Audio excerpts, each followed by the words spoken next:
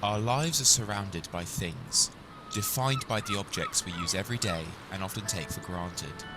In just an average morning, a person will use clothes to dress themselves, a toothbrush or razor to freshen up, kitchen utensils to prepare breakfast, a car to drive to work perhaps. Without objects, it would be incredibly difficult to fulfill our own ambitions or desires. Without objects, one might argue we are not even fully human. Anthropologist Alfred Gell stated that things have agency because they produce effects, because they make us feel happy, angry, fearful, or lustful. In this context, objects play a critical role in conditioning emotional responses and creating meaningful art. Hollow Ponz's I Am Dead is a video game about life and death.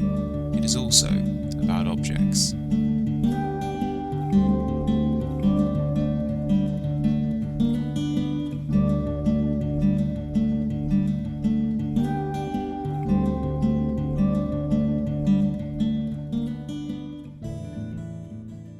Maurice Lupton is dead. We come to this realization in the opening scene as Maurice wanders peacefully down the coast of his beloved British seaside hometown Shelmerston. Without a hint of distress in his voice, it's clear from the get-go that Maurice is comfortable with the concept of death. As he should be, his lifelong passion was curating Shelmerston's museum packed with exhibits and artifacts on the unassuming town's rich history. Maurice has been surrounded by objects of times past all of his life. Death doesn't change everything, it seems. You see, Maurice has gained some unusual abilities in the afterlife, namely the power to cut through objects and see their internal components. With his X-ray vision, Maurice in turn gains a whole new perspective on the town he thought he knew so dearly. I Am Dead is a new spin on the hidden object genre that's largely resigned to freemium mobile or browser games. I've never been all that fond of these games, largely because their puzzles lacked that satisfying logic that defines the finest puzzle titles. I never felt like I'd accomplished anything more than clicking on every item in an insanely cluttered piece of artwork, until the game told me I'd succeeded. I Am Dead isn't trying to deceive the player, nor is it largely even trying to be a challenging puzzle game. Instead, it opts for peaceful pacing, focusing on the stories of Shelmerston's inhabitants and why these objects exist in the first place, instead of arbitrary pre-level dialogue.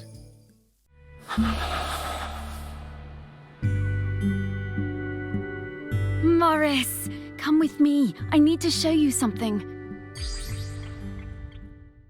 Maurice and Sparky, his beloved pet dog, are out to find Shelmerston's new custodian, a spirit who sacrifices their trip to the afterlife to protect the town for centuries to come.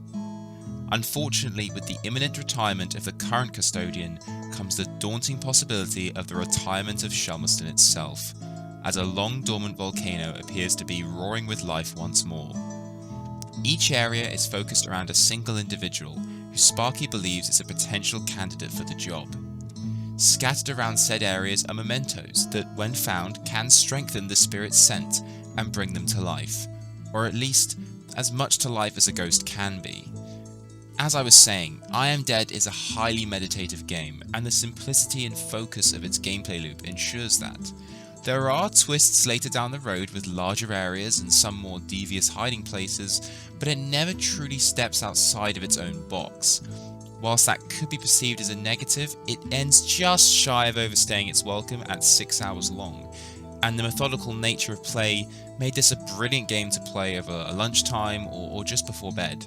To find those hidden objects, however, Maurice and Sparky must first find the individuals who knew the spirit in question. You see, in much the same way as Maurice can cut open and dissect objects, he can also travel inside the memories of friends and acquaintances. This is as close as I Am Dead gets to actual cinematics, but they're also home to a handful of my favourite moments across the entire game. Scrolling through memories functions much in the same way as one navigates an area, kaleidoscopic images of treasured or repressed personal incidents swirling into clarity. They give players a tiny but crucial insight into their chosen spirit's character. These stories do a fantastic job of not only immersing you inside Shelmerston, but also creating true emotional potency, and attaching it to every hidden object. These aren't just meaningless items on a checklist, but items that had tangible ripples on lives, that created powerful memories still rippling throughout the tight-knit community. These objects are often as animated and engaging as the people themselves. So people, then memories, then mementos, then Pete. Yeah, think I get the idea. Okay, let's go. If the majority of hidden object games are set inside flat pictures, I Am Dead takes place within a range of dioramas. Each environment is beautifully designed with frequently eye-catching art and separated into distinct smaller areas, slices of the larger model if you will. With a flick of the mouse you can fly around these areas at the blink of an eye, or take a more measured approach, examining every detail bit by bit. Thanks to the gorgeous art, tight controls, and microscopic attention to detail in every scene, finding hidden objects in I Am Dead constantly feels rewarding and surprising. Even if its central mechanic doesn't evolve all that much over the playtime, Hollow Ponds constantly encourages players to use their tools to the fullest. Aside from the core hidden objects, there's also extra challenges in the form of Grenkins, who scurry away in specific items and can only be collected if the object is viewed at a specific angle. Whilst you're given a silhouette of the correct item and its rotation, and notified of the area the Grenkin's located in, these clues can nonetheless be deceptive or fiendish to crack. There's a little trial and error in finding the item itself, but it's perceiving it at the correct angle and slice that proves to be the real challenge. Furthermore, each area has a hidden list of riddles courtesy of Mr. Whitstable, who resembles a zany aristocratic giraffe, once again just another testament as to this game's incredible charm. Whitstable's riddles could come in the form of restaurant items or nicknames for racing shells, but they obviously also correspond to items somewhere in the area. These riddles are an isolated occasion where I Am Dead saps itself of its zen-like qualities, going for the jugular with fiendishly obtuse puzzles and even a time limit to solve each riddle upon selecting it, although this is fairly minor however given you do have an infinite number of attempts.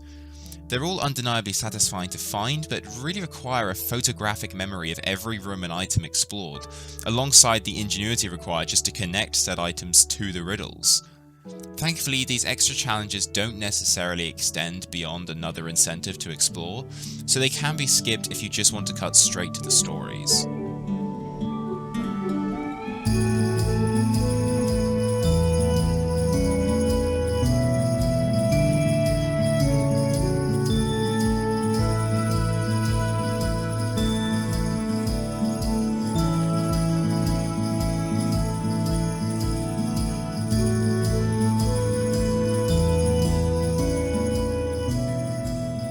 Ultimately, it is those stories that are the beating heart of I Am Dead. Returning to Alfred Gell, it is these intimate, rose-tinted moments that speak to the evocative power of everyday objects, and more importantly, how an incident can transform an everyday object into a memento. I Am Dead's central narrative device of retrieving mementos to restore lost spirits is a beautiful representation of memories, quite literally keeping these characters alive beyond death. The stories lodged inside our local traditions and culture are sustained through celebrating and preserving these artifacts, lest we forget and lose them forever. As elaborated on in its breathtaking ending sequence, I Am Dead does a wonderful job at revealing the historical layers constantly active in our present, where a slab of Bronze Age stone has as much life as a child's kite. Even after death, life from all ages and all periods continues to thrive around us. I think Irvin Yalom's oft-cited proverb puts it best. Someday soon, perhaps in 40 years, there will be no one alive who has ever known me. That's when I will be truly dead, when I exist in no one's memory.